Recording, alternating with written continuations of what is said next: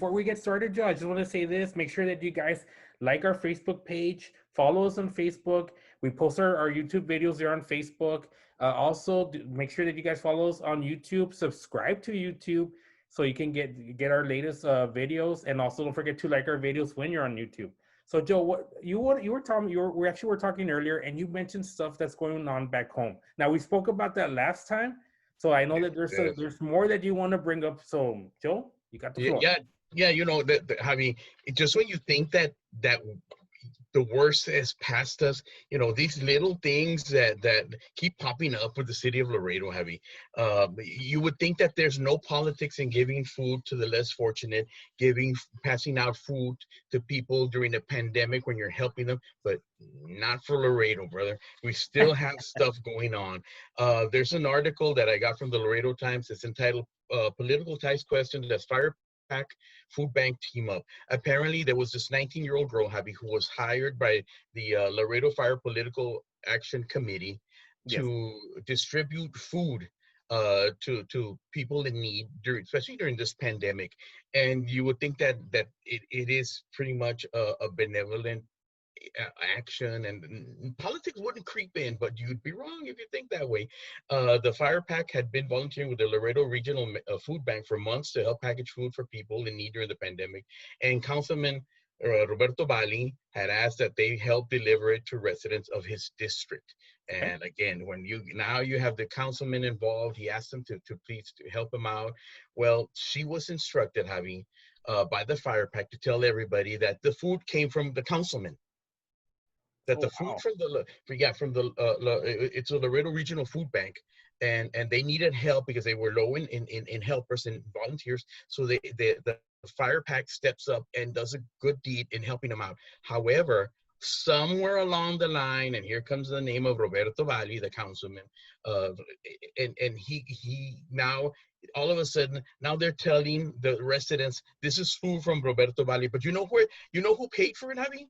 Who You know paid who for it? paid for this? Who? Huh? I don't know who. The CARES Act. The CARES Act, federal monies paid for the food, and they gave the money apparently to the city. The city gave it to the Laredo Regional Food Bank.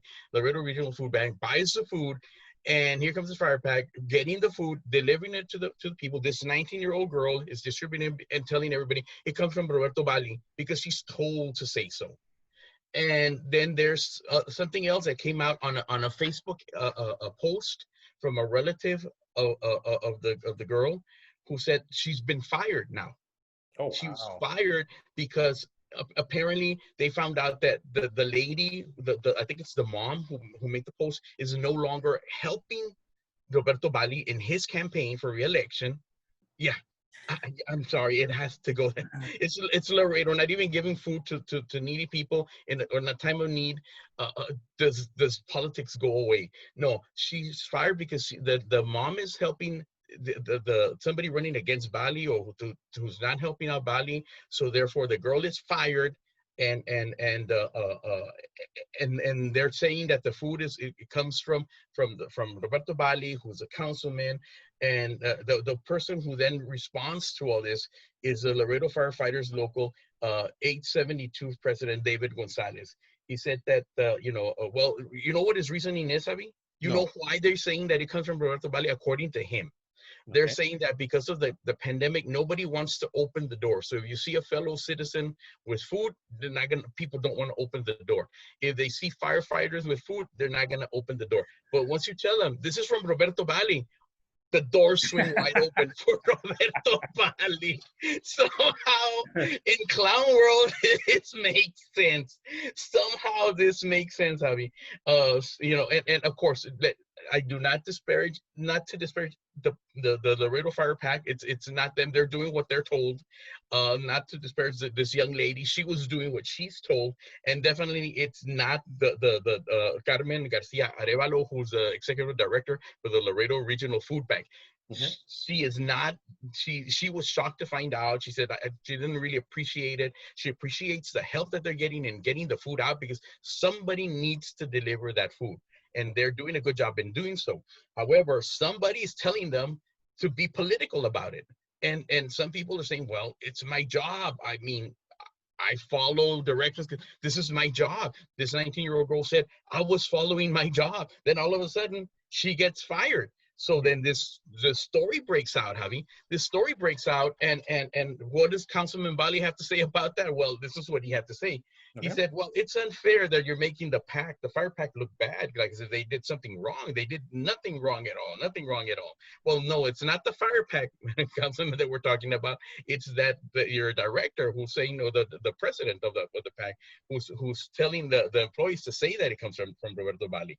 Also, Bali noted, he also said this, that other candidates have shown up with their shirts or at food distribution events. They're taking photos. You know, they're putting it on their Facebook page. They have their campaign shirts on, and hey, they can do that. Why can't we do that? Well, you know, whether it's a good idea, bad idea, I'll leave that up to the president. To me, it doesn't bother me in one way or the other. You're giving out food. You're wearing your, you know, elect me for whatever, and you're handing out food. It doesn't bother me one way or the other. Not for that. Not for that. Maybe other things, yes, but not for that. However, this is that the issue is not whether they were wearing political paraphernalia. The issue is that they're saying that it comes from you, Councilman Bunny, that you paid for it. That's the issue. That's what is wrong. Then Gonzalez also spoke out, and he argued that the fire pack is a political organization, and it doesn't make sense to keep someone who doesn't endorse the person that you endorse. And he said, and I quote, it would be like hiring a pro-Trumper to go work for a Biden campaign. Well, obviously, come on, don't be a fool, man. You know, this is not a campaign. What you're doing is distributing food that you didn't pay for, that came from federal money, but you're saying it came from Councilman Bali. That's the thing that you did wrong. That's the thing. You know, you pay for the food, then you can say that, okay, this came from Roberto Bali. You donated to Roberto Bali and he bought the food. You can say this comes from Roberto Bali. But that, Javi, is another chapter in the story of the politics of Laredo. I mean, that's just totally wrong. I mean, I can see if you want to help.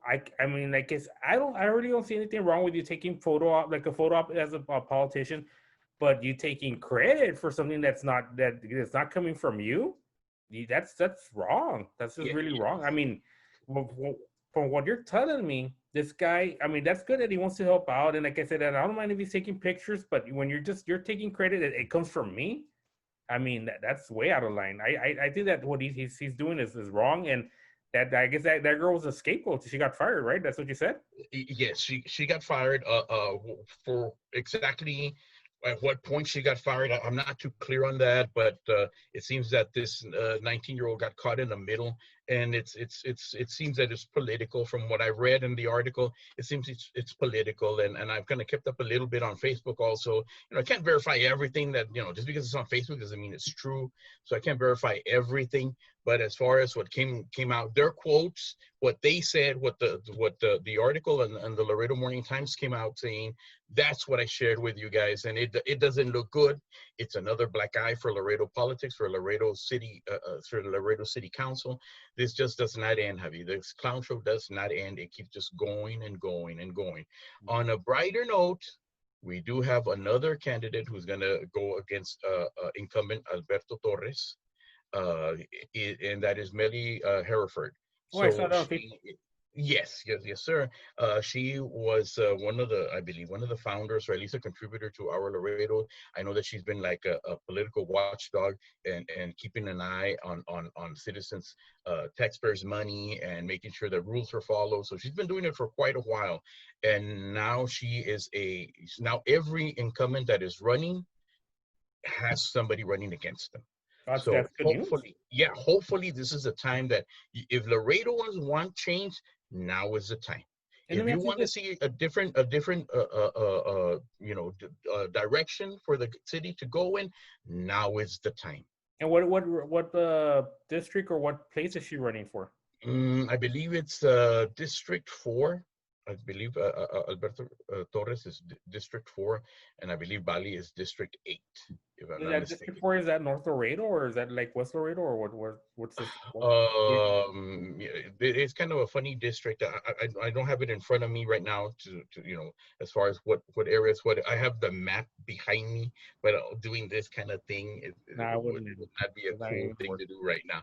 But one thing I remember a long time ago, Javi, a wise man told me this. He said, "El pueblo tiene lo que el pueblo merece." That's The very true. people have what the people deserve. And sometimes we say, oh, it's not fair for the citizens of Laredo. Well, they didn't vote themselves in. These candidates do not vote themselves in. People need to vote them in, and people can vote them out. But what happens is this is the problem though that happens once they're voted in and then they're voted in again. They feel they can do whatever they want to, and they have no repercussions. Yeah. Especially right now, they're hiding behind a face mask, and the deck is stacked against anybody running against them. The incumbents have not needed, because if you're going to run, you need to hold events, you need to fundraise, you need to have people show up at your events. How can you right now? Yeah. How can you? Yeah, how can you hold a dinner for with 200 people and raise money? You Yeah. can't. You can't.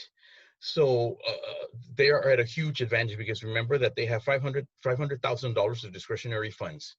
They can use it as they wish. They can buy pizzas for everybody. They can buy donuts from everybody. Say it's from me, and really it's from the citizens, the taxpayers. That's It's not interesting. from it doesn't come from them. That's a $500,000 war chest right at the beginning without lifting a finger, Yeah. given to you by the citizens of Laredo. Not fair.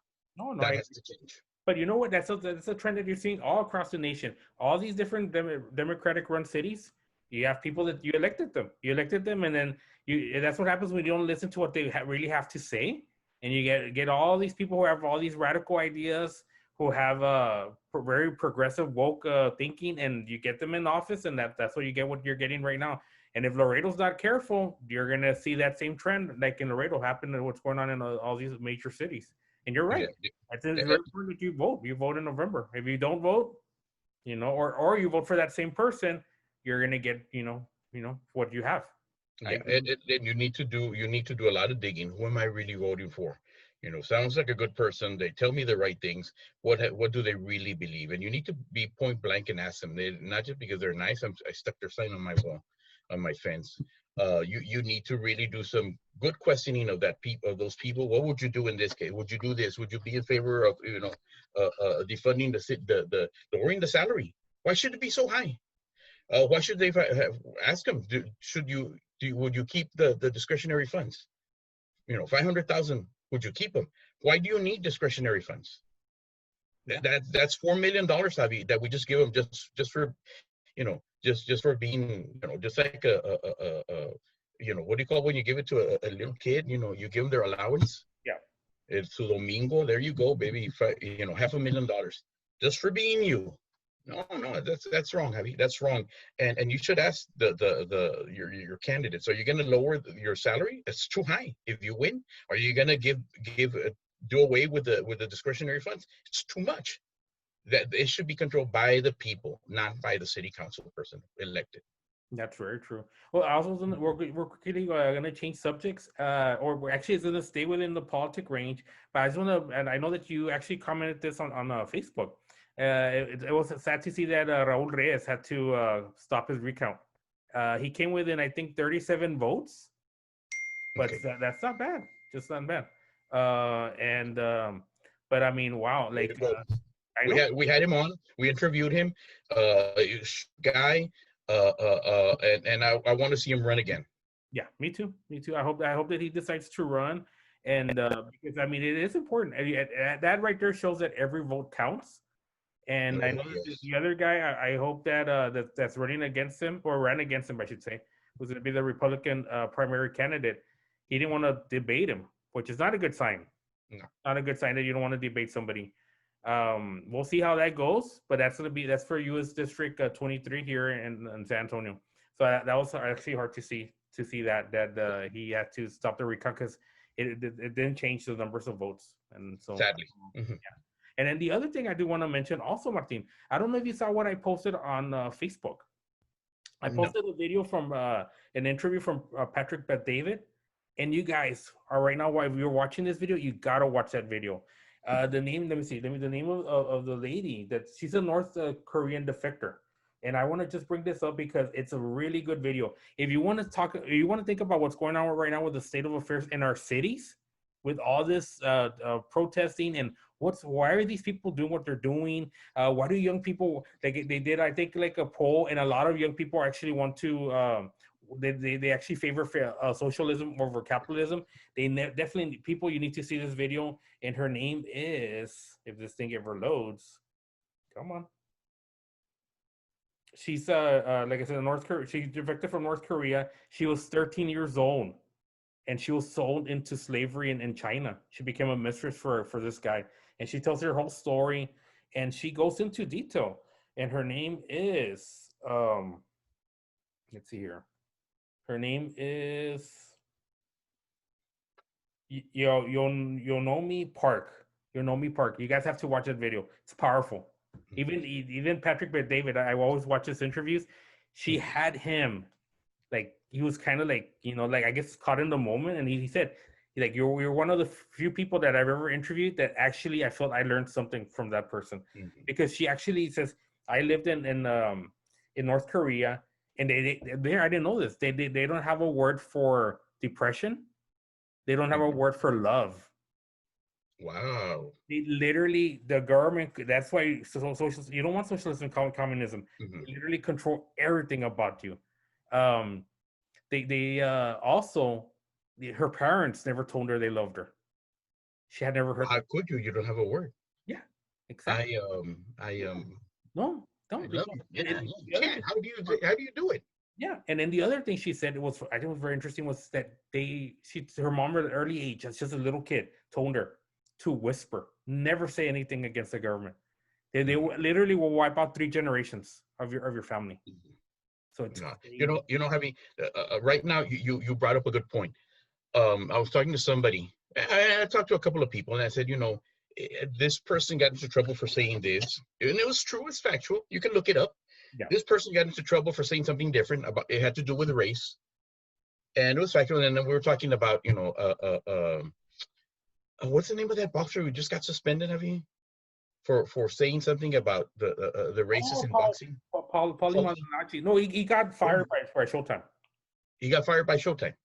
Okay. Yeah, and he was asked something about race and boxing, and he answered it. I thought historically accurate. I thought it was historic. Did you see anything wrong with his answer? No, I didn't see what you have to tell me, because I don't know. I know that he got fired, but I don't know why he got fired. He was asked about a question that I forgot exactly what it was, but he went back detailing, during this time the Italians were in boxing and they were very good and they dominated. During this time, then the Jews dominated boxing, they were very good, and then at one point Mexicans dominated and Latinos dominated boxing, and then blacks. So he went down the line detailing the history of boxing, the way you would for a history book. Well, I guess it didn't sit well with some people who didn't like what he said, and he was dismissed by Showtime. Yeah, Showtime. By Showtime. Okay, and I asked this person, well, wow, what do you think about that? And he said, well, you just need to watch what you say. You have to be careful with what you say. I said, well, but he didn't say anything wrong. No, he didn't. And he said, yeah, but you need to know that some people are not going to take it well. And it struck me, Javi. It struck me that there's some people who allow these radicals to make the rules that they live by. Yes. They make extreme rules. You need to bend backwards. You need to bend over. You need to kneel down. You have to pledge to me, or you're wrong, or you're a racist, or you're insensitive, or you're a bigot.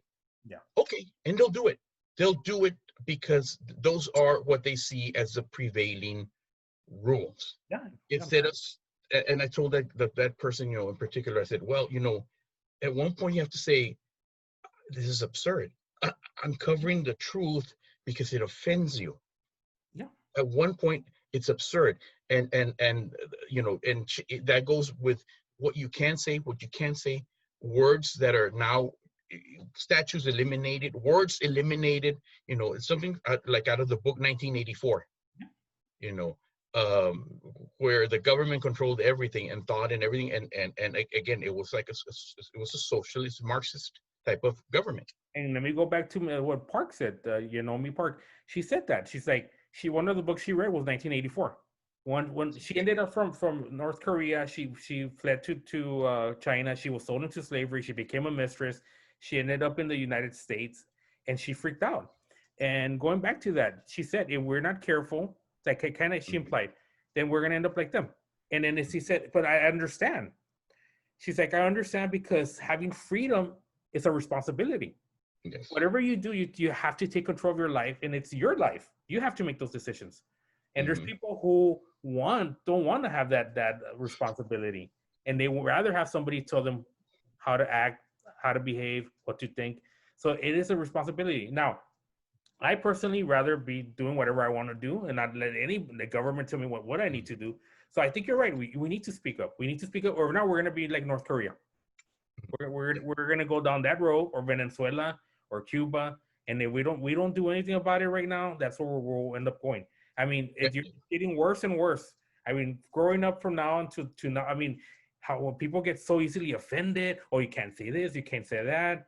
I mean, what do you see on like on TV, like all these different like shows, everything it seems like they have a narrative. You know, it's not that they want to like anymore. Just, you know, they maybe had like they had a narrative, but it wasn't so out there. You know, like it's just, you know, everything has you had told me one time the liberals were winning the culture war. You're right. I mean, because now it's just blatant. It's just, it seems like they have a checklist. We're gonna do this, and it's all about their narrative, and it's not there, but they're not entertaining anymore. You know, like before it could be where they did something smart and they actually had like a narrative. Okay, that's fine, but it was still like something that was quality. Yeah, you don't see that anymore. I think it's now just propaganda, to be quite honest with you, and hopefully things are going to change. Hopefully more people are going to speak up.